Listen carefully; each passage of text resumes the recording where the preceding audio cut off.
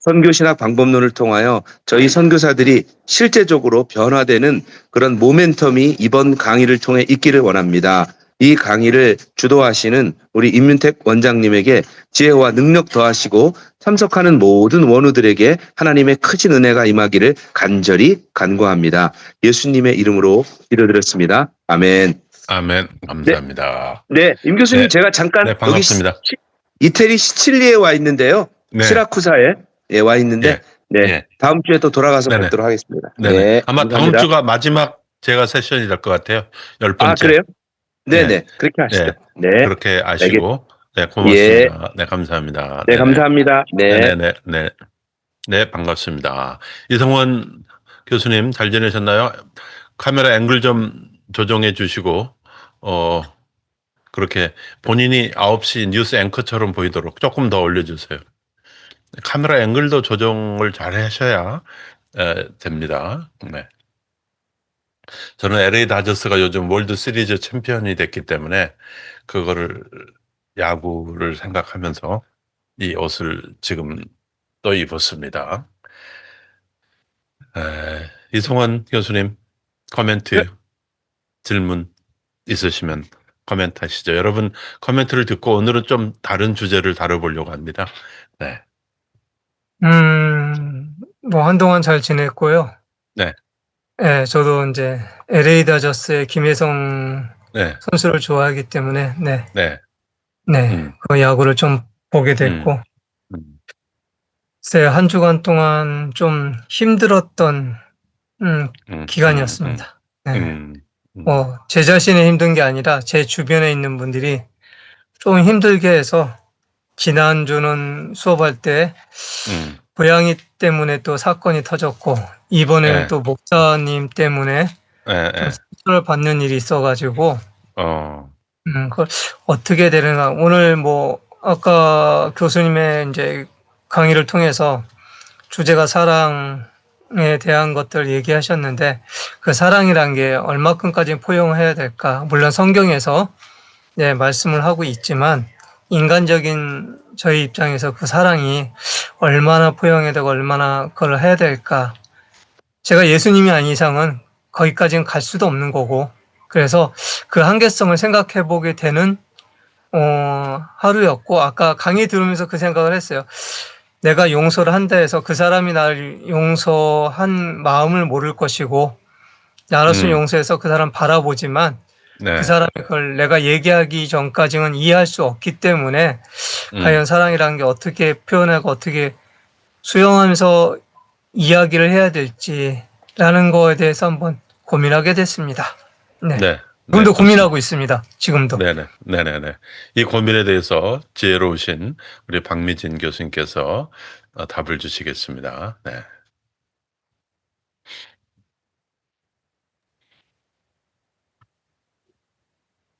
저도 같이 고민하고 있습니다. 그렇지만 그 소망이라는 그 주제에 소망을 믿음, 소망, 사랑에서 믿음, 사랑, 소망으로 가면서 좀 새로운 또 생각을 하게 됐습니다. 또 배은 교수님 이렇게 얘기하시는구나. 그런데 그 과정에서 저희가 이번 주간에 이렇게 화목하는 일이 하나 생겼어요. 이렇게 갈등을 겪었다가 그 갈등이 화목하는 어떤 일이 생겼는데, 그게 다 해결되지는 않았지만 그래도 최소한 한 템포 나아갈 수 있었던 그런 일들이 있어서 그 상황을 보고서 참 기뻤던 경험이 있습니다. 이번 한 주간에. 그런데 오늘 주제하고 잘 맞는 것 같아요. 그렇다. 네. 좋습니다. 우리 모세스 리 교수님. 네, 안녕하세요, 교수님. 뭐 저는 뭐 아무 생각이 없습니다. 그냥 요즘은 그러니까 너무 아무 생각 편하게. 없이 편하게 지내면서 사모가 하자는 대로 하면 돼요. 원래 나이가 들면. 네, 그게 최고인 것 같아요. 그냥 저를 내려놓는 거가 참 요즘 편하더라고요. 네, 맞아요. 아주 좋습니다.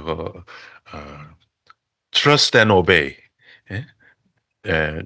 믿고 의지하고 순종하는 거, 그 길이 사는 길이죠. 예, 좋습니다. 이주원 교수님의 마이크 넘길게요.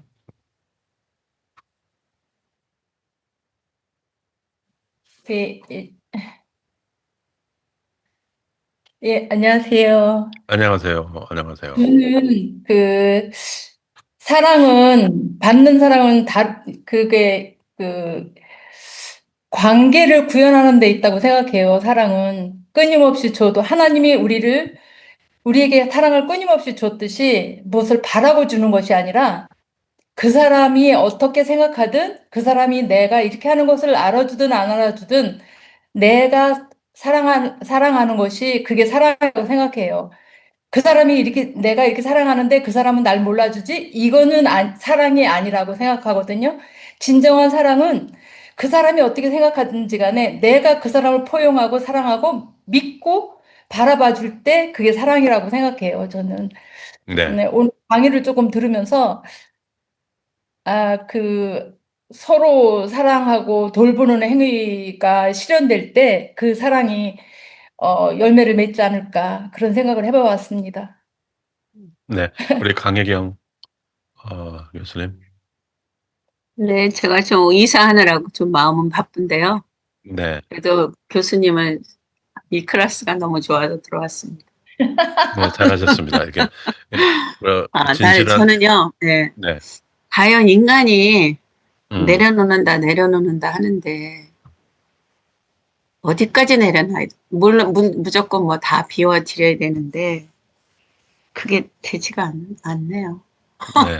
왜냐하면 그렇죠. 사랑을 한다고 하고 사랑을 하는데 저쪽에서는 한없이 그걸 원한다면 그냥 사랑만 하는 거야. 그래서 우리는 그렇잖아요. 약간 주고받고 뭐 이런 사랑을 원하는데 그냥 저쪽 받는 사람은 계속 받아 먹기만 원한다면 내가 이런 생각이 들어요. 요새는 내가 과연 줬나? 내 사랑이 잘못된 건가? 어떻게 이 사람이라는 거는 이렇게 받으면 이렇게 오잖아요. 그죠? 난 그렇게 생각해요. 저는. 근데 과연 내가 저 사람한테 내가 사랑한 게 예수의 사랑을 주었나? 내 사랑을 줬나? 그게 너무 갈증이 때려갖고요. 좀 타일. 그래서 과연 내 사랑하는 방법이 잘못되지 않았나. 사랑이라는 거 되게 어려운 것 같아요. 너무 어려워요. 전 너무 어렵습니다. 저한테는. 네, 그렇죠. 네. 우리 김정진 교수님께 마이크 넘기겠습니다.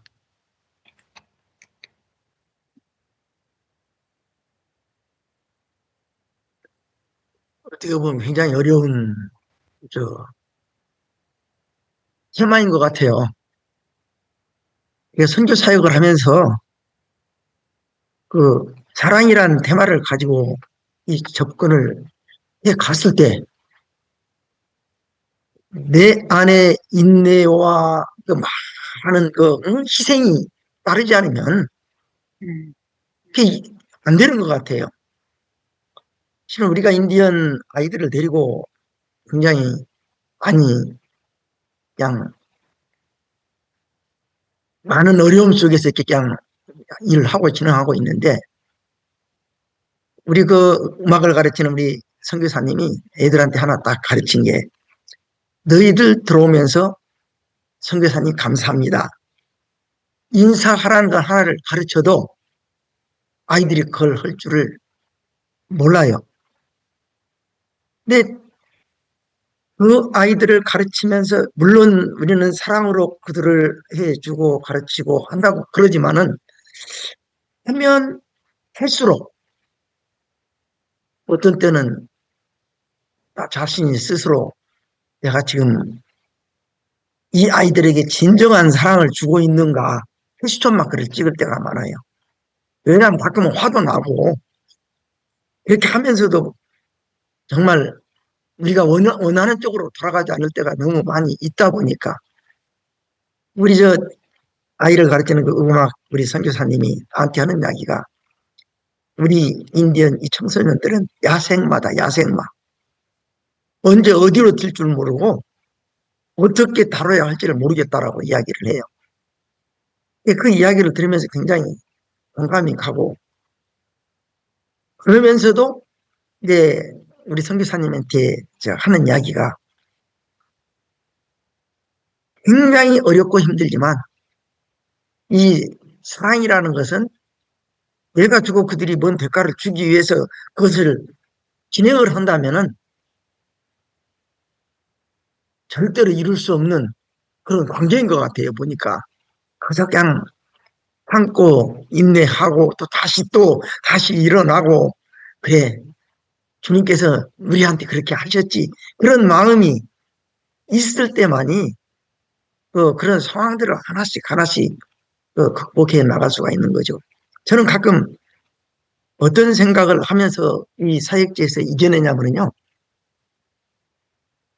한국의 초창기에 들어왔던 선교사들이 어떤 마음으로 그 상황 속에서 그걸 이겨내고 지금 한국의 이 모습을 만들어냈을까 항시 그 생각을 해봐요.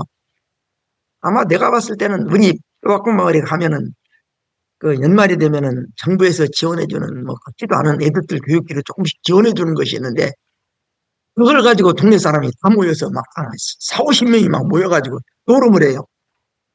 그 사람들의 일상이 되고 그냥 삶 안에 그냥 박혀있는 그런 모습이거든요. 아이들도 그런 것을 보면서 보이지 않는 그 안에 박혀있는 그런 것들이 굉장히 많이 있어요. 그걸 보면서 야 진짜 사랑이 어떤 것일까. 그런데 그래도 조금 인내하고 참을 수 있었던 게 옛날에 우리 한국에서 그 사랑을 주면서 사역했던 그 선교사들의 모습은 어떤 모습이었을까. 항시 그걸 생각을 하고 그래 그분들 더 어려운 상황에서 그 이겨내면서 했을 거야. 이 정도는 우리가 인내하고 극복해 나가야지 하는 마음으로 일을 진행하고 있어요. 사랑은 많이 참고 성경 말씀 그대로 많이 인내하고 그냥 포용하는 것밖에 없는 것 같아요. 그들이 나에게 사랑 주기를 기다리고 그들이 나에게 막 어떻게 해주기를 바라는 것보다 그냥 하다 보면 언젠가는 그 인정이 되지 않을까요? 네. 그렇게 생각이 돼요. 네, 좋습니다. 네, 좋습니다. 지금 우리 제가 공유를 하고 싶은데요. 화면 공유를 할 수 있도록 좀 허락을 해 주시겠습니까? 네, 화면 공유를 할 수 있도록 허락해 주시기를 부탁드립니다. 여러분들에게 오늘 제가 주제로 말씀드리고 싶은 거는 인공지능 시대의 그 사랑도 그렇고 인공지능 시대의 복음, 이것이 어떻게 우리가 이해할 수 있을까에 대한 이제 논의들이 요즘 많이 일어나고 있어요. 거기에 대해서 오늘 제가 4가지로 그 핵심적인 내용을 좀 나누려고 하고, 제가 거기 PDF 파일을 여러분의 카톡으로 다 보내드렸으니까 그거를 참고로 하시면서 제가 화면을 공유할 수 있도록. 네, 좋습니다. 화면이 공유되고 이제 공유가 될 겁니다. 공유되고 있죠? 네, 됐습니다. 보이시죠? 네. 네. 제가 인공지능 시대의 복음과 신학에 대해서 좀 이거는 제 개인적으로 제 개인적인 겁니다. 이거 아직 신학적으로 뭐 100% 검증된 건 아닌데 제가 그동안 연구했던 것들을 여러분에게 잠시 나누는 시간을 갖도록 하겠습니다. 이제 인공지능 시대의 가장 중요한 이슈 중에 하나가 빅데이터, 그다음에 라지 랭귀지 모델, 그다음에 요즘 말하는 리저닝, 추론 모델, 그리고 이제 영상으로 조영규 목사님이나 하영조 목사님을 재현하듯이 그런 영상으로 돌아가신 분들, 또 이미 살아계신 분들도 그렇고 목소리나 이런 것들을 재현하는 그런 영상 문제, 이 4가지 이슈를 제가 좀 잠시 생각해 봤어요. 그거를 그냥 간략하게 여러분들에게 말씀드리고 여러분과 코멘트를 나누는 그런 시간을 갖도록 하겠습니다. 그래서 제가 이제 여러분과 함께 나누고 싶은 성경적인 신학적 접근은, 우리가 솔로몬이 지혜 문서를 이렇게 쓸 때 전승과 편집이 포함되어 있고요. 그것도 신약 성경의 그 기록 과정도 보면 여러 가지 빅데이터들을 잘 모아가지고 이렇게 편집을 했던 것을 볼 수 있습니다. 그리고 이제 우리가 성경을 읽을 때 핵심적인 것은 성경의 뜻을 우리가 해석하려고 하죠. meaning, 뜻을 해석하려고 하는데 핵심적인 논제는 뜻이 중요한 게 아니고 미진 씨 오늘 강의 끝나고 시간 있어요? 라고 누군가 물었다고 하면 그것이 시간이 있느냐는 것을 묻는 것이 아니라 나와 데이트할 수 있어요? 또는 내 일을 좀 도와줄 수 있어요? 다양한 의도를 가지고 미진 씨 시간이 있어요라고 말할 수 있는 거죠. 그런 의도를 파악하는 게 중요하다는 겁니다. 그래서 성경의 핵심은 그래서 리즈닝 모델이라는 게 그렇게 엄청 중요하고 그 다음에 이제 성경에 보면은 성경이 굉장히 시각과 감각과 후각 이런 엄청난 그 영상적 서술이 포함되어 있어요. 그래서 그러한 것들에 대해서 우리가 좀 생각해 볼 수 있는데 솔로몬은 지혜의 수집가였습니다. 그래서 솔로몬에게는 빅데이터가 있었고 빅데이터를 관리하는 사람이 있었고 그걸 위해서 돈을 많이 썼습니다. 그래서 솔로몬의 잠언은 전 세계에 흩어져 있는 다양한 위스덤 리터러치 중에서 지혜의 글들을 모아가지고 뭐 잠언 3천과 노래를 1,005을 자기가 만들기도 했지만 많은 것들은 이제 수집한 것으로 그렇게 하고 있죠. 그래서 창작을 하기 위해서는 수집을 했습니다. 그래서 신하들이 편집한 것이다. 잠언 25장 1절에 나와 있고요. 전도서 12장 9절에 보면 전도자는 많은 자문을 삼가 연구하여 정리하였다. 여러분 박사 논문을 썼다 이런 뜻으로 볼 수 있죠. 그 지혜자의 말들, 아굴의 말, 르무엘 왕의 말 이런 다양한 전성들이 포함되어 있는 것을 볼 수 있습니다. 그리고 솔로몬은 국경을 넘는 지혜의 그 교류자였고 그래서 왕실 성전 서기관 전통이 세대에 걸쳐서 수집 정리한 책이 잠언이라고 학자들은 이야기하고 있습니다. 그래서 세상의 모든 지혜는 물론 히브리적인 과장법이지만은 적어도 당시에 국경을 넘는 모든 지혜가 교류하면서 그 지혜 문서들의 엑기스들을 뽑았다고 볼 수 있죠.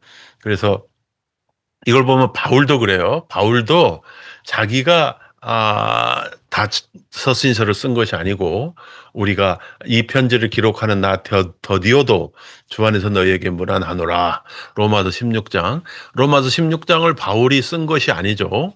물론 바울 서신이긴 하지만 사실 쓰기는 더디오가 썼다고 되어 있잖아요. 그러니까 사도 바울은 더디오를 활용했다고 볼 수 있어요. 그리고 이제 사도 바울에 대한 내용을 보면 우리가 사도 바울에 대한 내용을 사도행전에 보면은 누가가 많이 기록했던 걸 알 수 있어요. 사도 바울의 이야기. 그래서 누가라고 하는 에이전트를 통해서 이제 바울의 기록들이 있던 것을 볼 수 있습니다. 그래서 누가는 역사가이자 바울의 동행자로서 역사적인 헬라적 그 역사 서술 방식으로 기록했던 것을 볼 수 있습니다. 그래서 사도행전의 구조가 보면은 그렇게 되어 있고 그 다음에 이제 제가 의도 인텐션이라는 게 굉장히 중요한 이제 그 신학적 주제예요. 성경학적 주제이기도 하고 그래서 우리가 뭘 하든 말귀를 알아들어야 된다. 하나님의 뜻을 분별해야 된다. 그런데 하나님의 뜻을 분별하지 못하고 성경을 잘못 적용하다 보면 성경의 해석은 의미를 해석하는 게 아니라 의도를 해석하는 겁니다. 그것이 이제 추론 모델의 가장 핵심적인 결론이 그 추론이에요. 추론, reasoning, inference. 그래서 그 하나님의 의도를 파악하는 게 중요합니다. 그래서 의도를 분별하고 순종하는 그것이 로마서 12장의 주제라고 볼 수 있고요. 성경의 목적은 진리를 가르치고 잘못을 지적하고 책망과 바르게 함과 의로 교육하기에 유익하다. 이것은 하나의 의도를 갖고 있는 거죠, 성경에.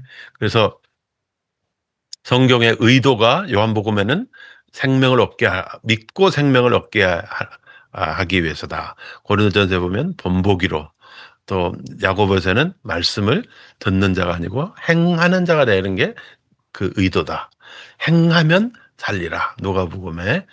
그래서 이런 스피치 액트 관점에서 보면 무엇을 말하는가, 그 내용이 중요한 것이 아니고 무엇을 의도하는가, 무엇을 하려고 하는가, 어떤 명령과 약속과 위로와 경고를 수행하는데, 그래서 성경 해석할 때는 우리가 의도를 분별해야 돼요. 그래서 성경을 보면 하나님의 선교적 의도가 드러나 있어요. 그래서 성경은 모두가 다 하나님의 선교에 관한 책이다.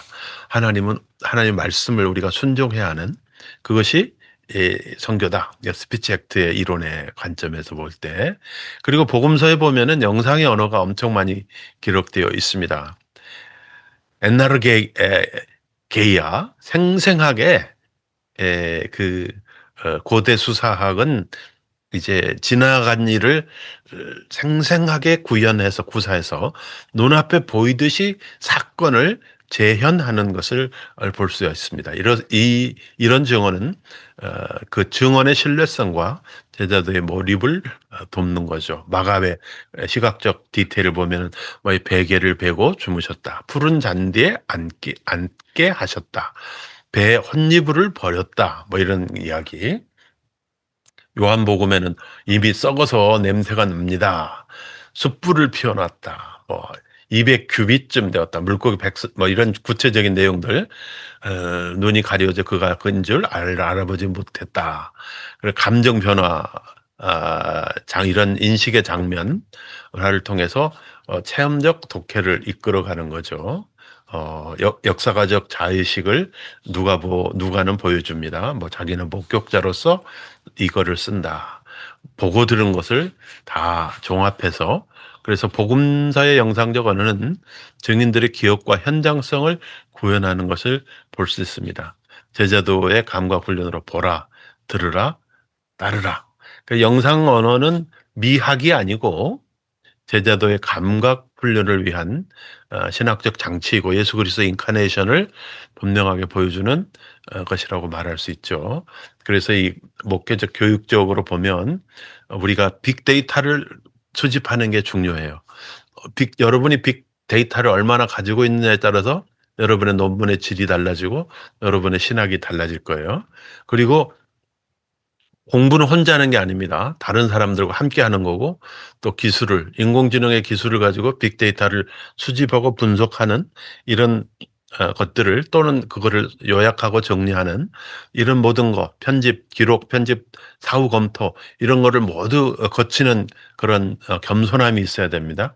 그리고 우리가 논문을 쓸 때는 내 의견을 주장하는 거지만은 책이나 다른 논문을 읽을 때는 그 저자가 뭐를 주장하는가, 어떤 논점을 가지고, 논지를 가지고 논리를 전개하는가, 그렇게 하면서 복음적으로 우리가 영상적으로 복음을 읽는다면 예수 그리스도의 복음의 그 배경과 소리와 촉감과 갈릴리 바닷가에서 고기를 잡아서 구워주실 때 고기가 익어가는 그 소리와 또 냄새와 이런 것들을 우리가 한번 다 볼 수 있으면 좋겠습니다. 그래서 성경적으로 우리가 인공지능의 추론 모델이 지금 엄청 발달되어 있는데 그 추론 모델을 가지고 우리의 추론이 성경적으로 성경에 나타난 하나님의 의도를 찾는데 유익하게 쓸 수 있다면은 아주 유익한 그런 모델이 유익한 도구가 될 수 있다. 그래서 우리가 하나님의 뜻이 무엇인지 분별하라. 하나님의 의도가 무엇인지 분별하라. 선한 일을 행할 능력을 분별하고 거짓 선자를 분별하고 날마다 성경을 상고하고 주를 기쁘시게 할 것이 무엇인지 분별하고 영들을 시험하는 모든 이런 추론의 목표, 이렇게 해서 성경적 추론을 우리가 함으로써 성경 속에 나타난 하나님의 성교적 그 의도를 파악할 수 있다는 거죠. 하나님 우리에게 어떤 성교적 명령을 하시는가, 어떤 약속을 하시는가, 뭘 경고하시는가, 무엇을 증언하게 하는가, 이렇게 하면서 보면 예루살렘 공의회에서 이방인들을 이제 받아들이는 엄청난 유대교 역사에 전혀 존재하지 않았던 신학적 결정을 하잖아요. 여기는 성령께서 이방인 가운데서 역사하시기 때문에 그것은 오순절날 임하였던 성령과 같은 성령이 임하셨다. 그렇다면 우리가 이방인들도 성령께서 받으신다고 하는 것을 우리가 인정해야 되지 않느냐. 이게 예루살렘 공의회의 신학적 결단, 신학적 성장, 이것이 성교 신학에서는 엄청 중요한 사례가 됩니다. 선한 사마리아인에 대한 것도 아주 좋은 사례가 되죠. 그래서 성경은 빅데이터로서 다양한 신앙인들이 선교를 행했던 모든 내러티브들을 모아놓았던, 또 자료들을 모아놓았던, 시대적 역사적 상황들을 모아놓은 빅데이터 케이스 스터디 북이라고 말할 수 있습니다. 그래서 이런 텍스트에 우리가 본문을 읽을 때 그 미닝을 넘어서서 주님의 의도를 분별하게 하시고 기록에선 지혜를 모으는 귀, 그리고 보이는 듯 생생하게 복음을 재현하는 그런 지혜를 우리가 가져야 할 것입니다. 그래서 데이터의 바다는 넓고 모델의 추론은 빠르지만 주의 뜻을 묻는 마음이 우리의 방향이고, 그중에서 선교를 향한 주님의 뜻을 묻는 마음이 우리의 목적지죠. 그걸 위해서 우리가 다양한 선교적 방법론을 사용하는 겁니다. 하나님을 경외함으로 시작해서 사랑으로 그거를 최적화하고 믿음의 증거로서 검증하며 말씀의 의도를 따라 행함으로 하나님의 선교를 완성하는 우리가 될 수 있으면 좋겠습니다. 여기까지 하고 이제 여러분들의 코멘트를 들어보도록 하겠습니다. 박미진 교수님은 굉장히 사람이 눈치가 빠르고 모든 면에서 몸도 빠르고 순종과 눈치에 있어서는 아주 타자의 추종을 불허한다라는 제 생각이 들어요. 제가 늘 가깝게 지냈던 모시고 있었던 곽선희 목사님이라는 분이 있는데, 소망교회에 제가 거기 있었습니다. 그래서 곽선희 목사님이 한 번은 이화대학에 이제 채플에 설교를 하러 갔대요. 설교를 하러 갔는데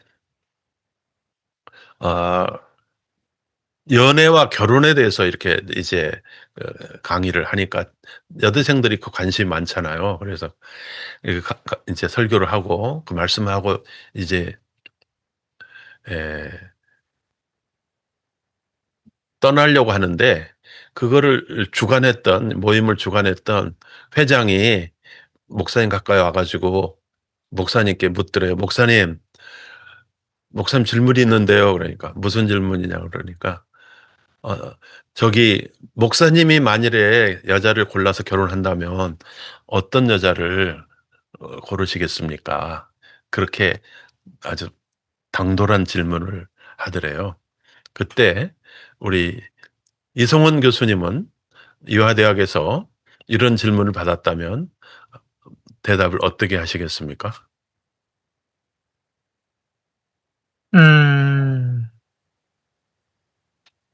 저보다 현명한 여자. 현명한 여자라면은 이성원 교수님을 택할까요? 다른 사람을 택하겠지? 그러겠죠? 그러니까 그거야. 이대 출신들이 나 이대 나온 여자야. 얼마나 대단한데. 말이 안 되는 소리지. 그거는. 우리 김정로 교수님 어떻게 답하시겠어요?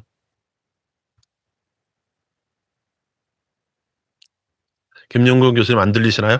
네, 그러면 넘어가겠습니다. 우리 김정진 교수님에게 넘어가겠습니다.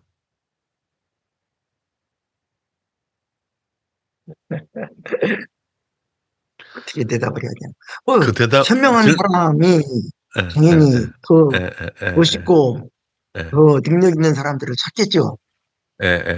현명한 것보다 뭔가 좀 바르고 고든 사람, 그 사람도 또 사람 나름대로 또 거기에 합당한 사람을 찾으려고 하겠죠.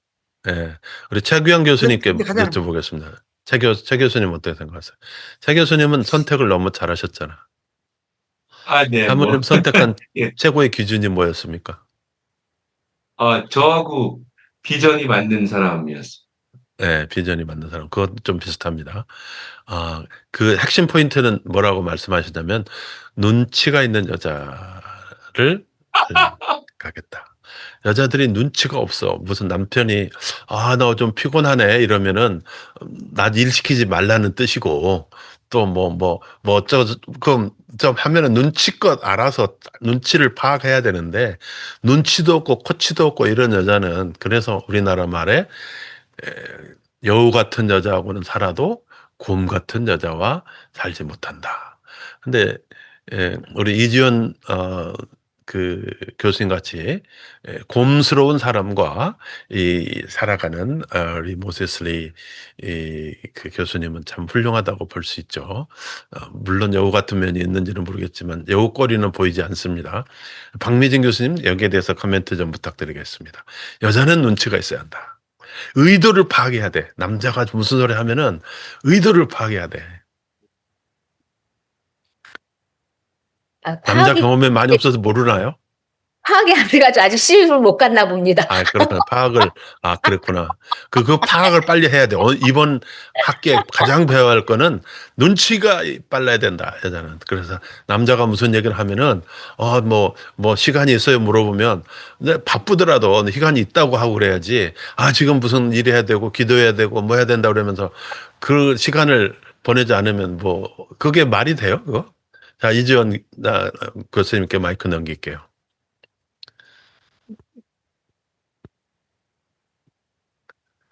가슴에 손을 얹고 본인은 눈치가 있는 사람인지 한번. 마이크 열으시고.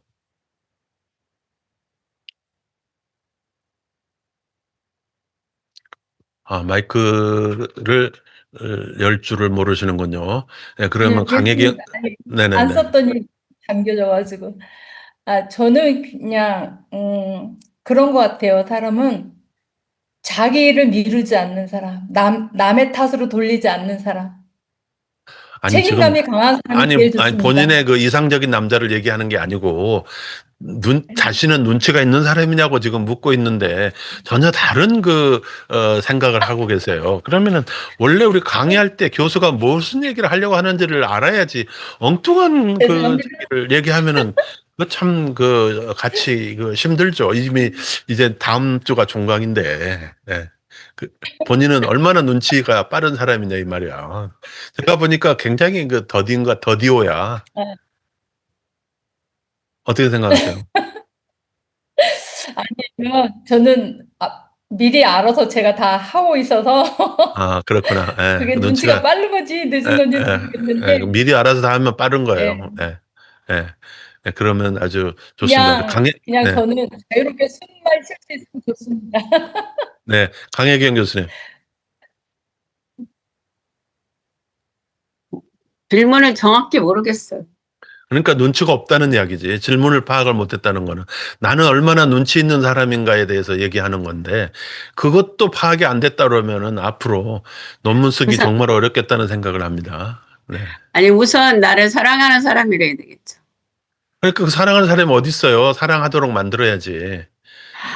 그게 만든다고 되는 거 아니라고 생각해요. 그거 되는 거예요. 그게 남자는 다 여자하기 나름이라고 최진실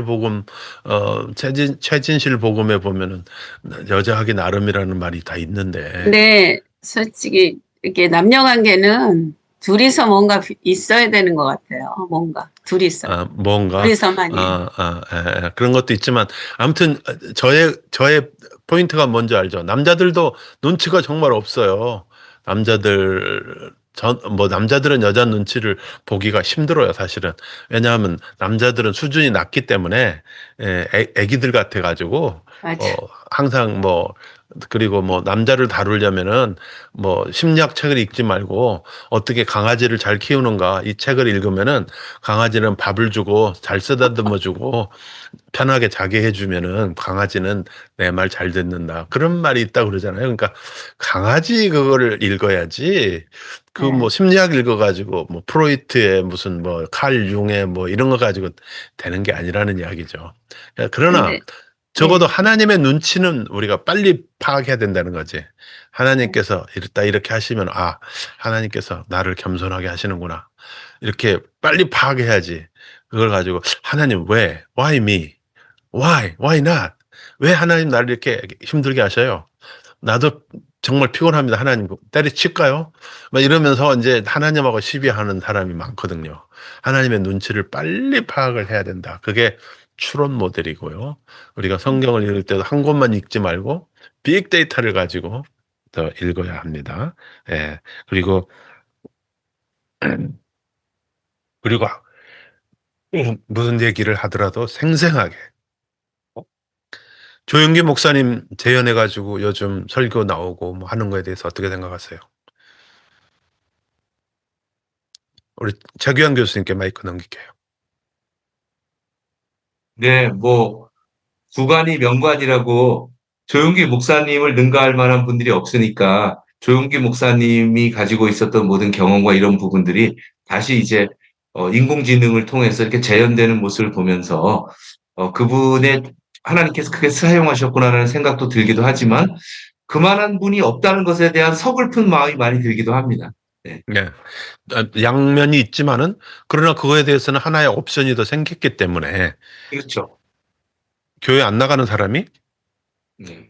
그분의 말씀을 듣고 또 환자가 병원에 누워 있으면서 그분의 말씀을 듣고 신앙을 갖는다는 거는 뭐 좋은 거죠. 그래서 이 AI 기술이 나쁘다라고 그걸 다 버려야 된다. 사탄이 준 거다라고 말하는 것은 너무나 그 무책임한 일이다. 제가 그런 얘기를 합니다. 걸어 다니는 사람이 걸어서 다녀야지. 예? 자전거를 타고 다니면 안 된다. 자전거 타던 사람이 자전거를 타야지 오토바이를 타면 안 된다. 차를 우리가 언제 타고 다녔습니까?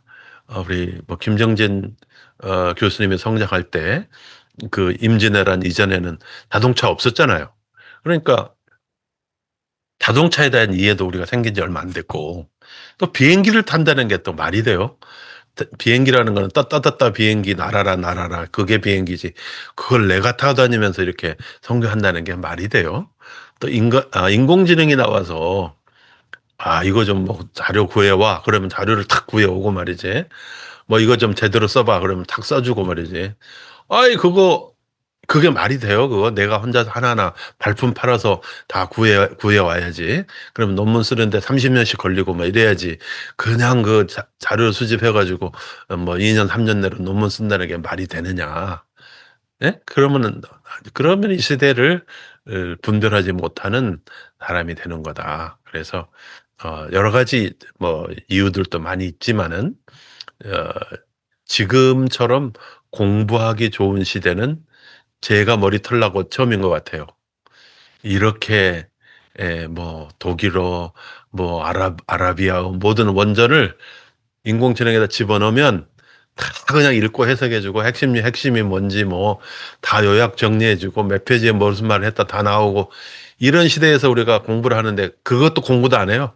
그리고 몇 장 쓰는 게 어렵다고 그래. 진짜 이거는 말이 안 되는 거야. 그렇기 때문에 다 회개해야 돼요, 여러분들. 지금 이 시대에 그것도 공짜로 쓰라고 다 허락이 나왔는데 공짜로도 안 쓰고 한 10불만 내면 된다는데 너무 쓰겠다 하면서 자료가 없다고 뭐 하질 않나. 진짜 지도교수로서 정말 그걸 요즘 전문 용어로 짱나요, 짱난다, 열받는다를 요즘 짱난다 그러더라고. 그러니까 자료가 너무 많아서 난리지. 자료가 왜 부족해? 넘치는 게 자료인데 그걸 수집하는 그러니까 빅데이터도 없어 그러면서 없어요 그래. 예? 없어요. 예. 선생님이 뭐 숙제 다 했어요. 숙제가 없어요. 아니 숙제 자기 만들어서 하면 되지 집안일이라는 게 꼭 뭐 이거 해라 저거 해라 해서 하는 거예요. 남편이 눈치 있으면은 와이프가 시장 볼 때 잘 들어주기도 하고 뭐 정리할 거 하고 좀 안 봐도 할 수 있잖아, 눈치껏. 그래 잘 모아서, 그리고 하나님의 의도가 뭔지 그걸 분별해서 성경 본문 내가 백독했다, 천독했다, 암송했다. 그 so what? 뜻을 모르는데, 그 뜻뿐만이 아니라 의도를 모르는데, 하나님의 의도를 모르고 뭐 성교의 쪽에 하나님의 뜻도 모르고 순종도 하지 않고 그런 사람들 어떻게 하겠어요? 그래도 여러분들 하나님 눈치를 채고 선교지에 보냈는데, 선교지에 보낸 목적이 여러분 한 사람 한 사람을 복을 주려고 하시는 거고 사람 만들려고 하는 거죠. 우리가 볼 때는 이지연 선교사님은 이미 다 그 완성된 거의 성모 마리아 수준 가까이 간 것 같이 보이잖아요. 그러나 하나님이 보실 때는 다듬을 때가 아직도 많다 이거야. 많이 다듬어야 돼. 나도 마찬가지. 우리 모두가 그래. 그러나 하나님이 나를 다듬어 주신다는 거, 내 순간 선봐 주신다는 거, 그걸로 감사하면서 주님 동행하고 하는 거죠. 제가 다저스 옷을 입었습니다. 다저스가 월드 챔피언에 되면서 이들이 팀으로 함께 일했다. 그리고 서로를 믿고 함께 했고, 정말 보이지 않는 곳에서 많은 노력을 해서 승리하기 위해서. 그리고 뭐 오타니 같은 선수는 야구 외에는 생각지도 하지 않고 뭐 외출도 안 나가고 뭐 못 만드는 것도 야구 근육만 만들고 다 그렇게 야구만을 위해서 전심을 다해서 바치는 그런 사람들, 야마모토 같은 투수라든지 뭐 여러 사람들이 보면 야구만을 위해서 사는 사람이 저렇게 경건하고 정말 탁월할 수 있구나. 그렇다면은 우리는 선교를 하면서 어떤 자세로 정말 살아가야 할 것인가, 그런 생각을 하게 됩니다. 자, 우리 이성원 교수님부터 짧게 한마디씩 하시고 오늘 순서를 마무리하도록 하겠습니다. 자세한 거는 제가 나눠드린 자료에 있으니까 보시면 되겠습니다. 네, 뭐 끊임없이 주는 것이 사랑이라면 그건 당연히 순종하는 것이 맞는 것 같고, 그 사랑을 통해서 내가 만들어지는 것도 맞는 것 같고요. 그러나 저는 인간입니다. 그 인간의 한계성이 있기 때문에 저는 그만큼의 노력할 건 하지만 그러니까 냄새만 풍기면 되지 그걸 완벽하게 하라는 거 아니잖아요. 그 네, 의도라는 거는 방향인데, 사랑하려고 미워하기보다 사랑하고, 그게 네, 노력한다고 말씀드리는 겁니다. 네. 그럼요. 예, 좋아요. 네. 예. 그리고 강혜경 교수님. 왜 저는 하나님의 의도가 아는 게 어려워요. 하나님의 의도는 사랑이다. 이것만 알면 돼. 하나님의 근데 나를. 그 사랑이 정말 너무 힘들어요. 사랑이 너무 힘들어? 그럼 사랑처럼 힘든 게 어디 있어요? 그럼 사랑처럼 고귀한 게 또 어디 있어? 그 사랑을 내가 알고 깨닫는 것 자체가, 나를 불러서 목사 만드신 사랑, 그것만 해도 얼마나 찬성하겠네, 뭐. 아니, 아까 잠깐 그 교수님 얘기 들었는데요. 사랑은 이웃을 사랑하는 거잖아요. 하나님의 사랑. 근데 그 이웃을 사랑한다는 게 너무너무 힘이 들어요. 번아웃 했어요. 그래서 아까 김정진 우리 교수님께서 말씀하신 그 말씀이 굉장히 마음에 잤는데, 그 사랑의 의도가 어떤 사랑이었느냐, 내가 사랑을 한 게 어떤 거를 바라고 했느냐는 그냥 순수하게 그냥 주는 걸로 딱 끝나라. 그런 주는 사랑으로만 끝나라는 그 사랑이 어렵다는 거예요. 모든 사랑은 다 의도가 있는 거야. 인간의 사랑, 인간이 하는 거. 그러니까 그런 거죠. 맞아요. 그런 맞는 말씀인데, 뭐 그런 말 있죠. 아이가 사고를 쳤어. 그러면은 매를 때려. 그러면서 매를 때리는 것도 사랑이죠. 그러면서 아프게 사랑하고, 가슴 아프게. 또 말을 잘 들었어. 좋은 일을 해서. 그러면 기쁘게 사랑하고. 아프게 사랑하는 것도 사랑이잖아요. 그 모두가 사랑이었으면 모두가 사랑이에요. 노래가 있잖아. 그 유행가도. 비가 오는 것도, 눈이 내리는 것도, 내가 머리가 안 좋은 것도, 너무 똑똑하면 주님 따르겠어. 다른 길로, 세상 길로 가지. 가룟 유다가 왜 예수님 팔아먹었겠어요? 너무 계산이 빠르다 보니까 예수님 팔아먹은 거 아니야. 그러니까 나의 나됨이 하나님의 은혜고 사랑이다. 이렇게 무조건 고백하면 돼요. 사랑 외에 다른 게 없잖아요. 예.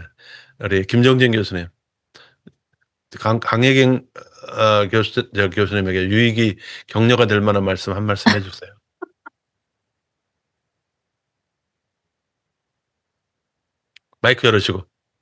마이크 열으시고. 하나님이 나를 사랑하셨듯이 그 사랑 안에 내가 있기 때문에 사랑할 수밖에 없는 그런 것인 것 같아요. 네, 그게 사랑밖에 난 몰라라고 심수봉 권사님이 노래하는 그 노래가 있죠. 그러니까 거기에는 엄청난 예수님 우리를 사랑했기 때문에 네. 그 많은 엄청난 희생을 했듯이 네. 우리도 마찬가지로 그 사랑 안에 들어가면은 희생할 수밖에 없고 아플 수밖에 없고 그런 것 같아요. 네, 네, 좋습니다. 박미진 교수님. 네, 잠깐, 긴 말이지만 짧게, 교회에서 한 친구가, 어려움 때문에 뭘 못하겠다 그랬어요. 그래서 사람을 바꿔달래요. 그래서 제가 다른 사람에게 대치하면서 그때 드린 생각은 제 마음은 같이 했으면 좋겠는데 저 친구랑 못하니까 사람을 바꿔달라 그랬을 때 이 친구의 연약함 때문에 사람을 바꿔줬어요. 그러면서 제가 하나님을 생각하게 됐습니다. 하나님은 얼마나 많이 제 인생 가운데 봐주셨을까? 하나님의 뜻이 아니지만 제가 연약하기 때문에 많은 부분들을 허용하셨던 거죠. 제가 그걸 경험하고 이렇게 느끼고 나서 할 말이 없었어요. 할 말이 없다. 할 말이 없고 너무 하나님 은혜에 감사하고 그래서 매 순간이 은혜인 것 같아요. 그 사랑 안에 있습니다. 네, 좋습니다. 앞으로 계속 눈치의 은사까지 계속 발전할 수 있기를 바라고 그에 합당한 열매를 맺을 수 있으면 좋겠습니다. 이전.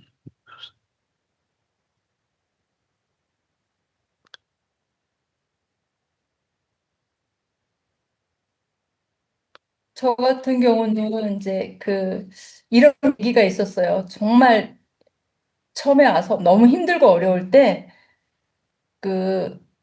그 사람이 용서가 안 되는 거예요. 그래서 하루에 100번씩 주기도문을 외우면서 하나님이 내 죄를 사하 주실 때 내가 그 사람의 죄를 사하여 주었을 때 내 죄도 사함을 받는다는 그 기절에서 저는 많은 걸 깨달았어요. 그래서 지금도 힘들죠. 정말 형편없는 사람을 사랑해야 되고 나를 아프게 하는 사람을 사랑을 줘야 되는 상황에서는 정말 많이 힘든데 저는 그 주기도문에서 제가 하나님이 깨달음을 주신 것을 생각하면서 내가 이해하게 하나님이 나가 사랑받을 자격이 있어서 나를 사랑하신 게 아니기 때문에 나도 하나님처럼은 할 수 없죠. 그러면 내가 교만한 거니까. 그렇지만 그 발길을 밟아 같이 가려고 노력하는 마음으로 많이 사랑을 주려고 노력을 하는 편이에요. 그냥 네. 지금 그런 거 잘하고 따지지 계세요. 않고 잘하고 계세요. 네, 좋아요. 지금 잘하고 계세요. 우리 모두를 위해서 격려의 박수 한번 보내겠습니다. 좋습니다. 우리 모세슬리 교수님 나와주세요.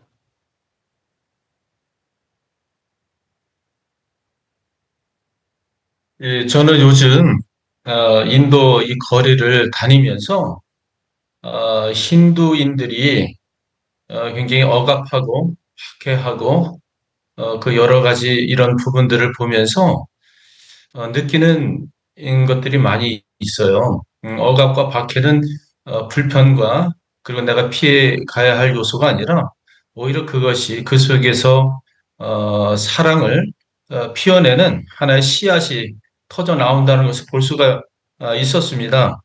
그래서 이제 그 힌두인들이 왜 이렇게 어, 음, 그 전체가 같은 공통점을 가지고 이게 가해자로 나타날까라고 하는 그 이면을 보니까 초창기에 신두이즘이라고 하는 그 부분들을 태동하게 되었던 그 한 사람이 있는데 그 한 사람이 억압과 이 박해 속에서 그한 나라의 민족을 품고 나간 그런 씨앗이 터져 나온 것처럼 지금 인도 기독교인들이 겪고 있는 이 억압과 이 박해 속에서 저는 얼마든지 사랑이 튀어나와서 오히려 그 인도 민족들을 품고 나갈 수 있는 그런 지도자들이 나올 것이라고 하는 걸 기대를 가졌습니다.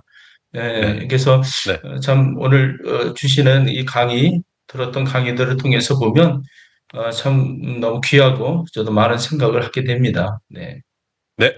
우리 김용곤 교수님 들리나요? 한 말씀 이상입니다. 부탁드립니다. 네네. 네, 마이크가 안 되시는 것 같습니다. 네. 저기 짧게 네, 얘기하면 네. 의미가 아니라 의도다라는 그 네, 단어, 그렇죠. 그 문장에 제가 네네. 꽂혔어요. 그러니까 제가 목회자로서 네. 항상 성경을 하면서 그 의미를 깨달으려고 노력을 많이 했는데 그 의도가 무엇인가에 대해서 그러니까 그 차이가 미세하지만은 그게 오늘 그 교수님 강의를 통해서 그럼 우리가 사랑하라는 그 의미가 뭐가 아니고 하라고 하는 그 의도가 무엇인가라는 걸 생각하면서 오늘 들었던 생각이 선교도 하나님의 선교고 목회도 하나님의 목회인데 하나님의 교회인데 우리가 사랑을 하라고 하라는 의미는 뭐냐면 남에게 베풀라고 하라는 것이 아니라 그걸 통해서 내가 하나님에게 사랑을 받는 자가 하나님이 너를 얼마나 사랑하는지 깨달으라는 의미가 아닌가 그 의도가 아닌가라는 생각을 하게 됩니다. 네, 너무 좋습니다. 오늘의 핵심 포인트 역시 그 업종이 비슷한 분끼리는 서로 통하는 데가 있어서 좋습니다. 네, 여러분 하나님의 의도를 절대 의심하지 마세요. 뭐가 나를 가슴 아프게 하고 힘들고 저도 지금 여러 어려움 가운데 얼굴은 웃고 있지만 마음속으로 울고 있는 내 자신을 본다라는 키에르 케고르의 말이 우리의 고백이라고 저는 생각합니다. 그럼에도 불구하고 하나님이 나를 사랑하시고 나를 위해 목숨을 버리셨고 나를 위해 놀라운 계획을 가지고 계시고 나를 다듬어 가시고 내가 정금같이 나올 것이다. 모든 것은 나를 사랑하시는 하나님께서 허락하시는 것이고 그 하나님을 믿고 나는 죽는 순간까지도 주님의 사랑을 느끼며 주님의 복음을 전하다가 이름 없이 빛도 없이 어느 이름 모를 산골짜기에서 한 송이 야생화가 되어서 내가 사라질 거다. 이런 마음으로 하나님의 사랑을 단 한 번도 의심하지 말고 한순간도 의심하지 말고 모든 것들 속에는 하나님의 사랑의 의도, intention, loving intention, 사랑의 의도가 있다. 아가페 intention이 있다. 이렇게 모든 걸 해석하면은 그게 맞는 답이에요.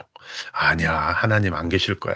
사탄이 나를 까부는 거야. 이거는 아마 내가 전에 하나님 몰래 지었던 죄 때문에 지금 내가 벌 받는 거야. 아닙니다. 십자가의 피가 여러분 다 깨끗하게 하셨어. 예? Once for all, 단번에 영원히 여러분을 택하시고 하나님이 쓰시는데 왜 하나님이 여러분을 매를 때리고 여러분 괴롭히시겠냐고. 다 사람 만들려고 하는 거고 정금같이 만들려고 하는 거니까 연단하시는 거고 또 귀하게 쓰시기 위함이지. 사랑의 의도가 없는 것은 단 하나도 없다. 모든 것이 다 하나님의 사랑이다. 이런 사랑의 의도로 우리가 본문을 해석하고 나의 삶을 해석하고 이웃을 해석할 수 있으면 좋겠습니다. 예수님께서 가룟 유다에게 배신당하셨을 때 얼마나 그 마음이 아프셨겠어요? 그러나 그 모든 것도 사랑의 인텐션을 가지고 끝까지 제자들의 발을 씻겼던 모습을 보면서 우리 또한 모든 일을 행할 때 사랑의 인텐션으로 그렇게 행했을 때 반드시 풍성한 열매가 있을 줄로 믿습니다. 할렐루야. 차규영 교수님의 마무리 해주심으로 마치도록 하겠습니다. 네, 오늘 너무 교수님 귀한 강의 해주셨고 저는 하나님의 의도를 하나님의 심정이라고 생각합니다. 하나님의 의도, 곧 하나님의 심정이 성경 내내 흐르고 있는데 그것이 아가페 사랑이다. 그래서 우리가 하나님의 의도, 하나님의 심정, 하나님의 사랑 이 세 가지를 마음에 품고 성경을 이해하고 그대로 살아가면 되겠다. 그런 생각이 됐습니다. 네, 그리고 특별히 인공지능을 여러분도 멀리하지 마시고 공짜로 쓰는 건데 왜 안 해? 그래서 하나님의 뜻을 분별하는데 세상의 의도를 분별하는데 그렇게 해서 하나님의 뜻이 이루어지도록 우리가 최선을 다해서 모든 방법을 동원해서 방법을 쓸 줄 아는 사람이 지혜로운 사람이에요. 그냥 그래서 우리가 방법론을 왜 배우는 겁니까? 더 하나님의 의도를 분명하게 설명하고 깨닫고 느끼고 순종하기 위해서 그러는 거죠. 네, 우리 차기영 교수님의 기도로 오늘 순서를 마치고 다음 주에 또 뵙겠습니다. 하나님 감사합니다. 오늘 하나님의 의도는 우리를 어떤 상황에서나 사랑하시고 또한 우리를 인도하시고 붙들어 주신 것인 줄 믿습니다. 이 아멘. 하나님의 절절한 심정을 가슴에 품고 선교 현장과 목회 현장에서 하나님의 심정, 하나님의 의도, 하나님의 사랑이 드러나기를 원하고 하나님께서 주신 또한 이 인공지능이라고 하는 좋은 방법론들을 잘 사용하여 시대를 앞서가는 지혜로운 사람들이 되기를 원합니다. 예수님의 아멘. 이름으로 기도드렸습니다. 아멘. 네. 아멘. 네, 감사합니다. 아디오스. 아디오스.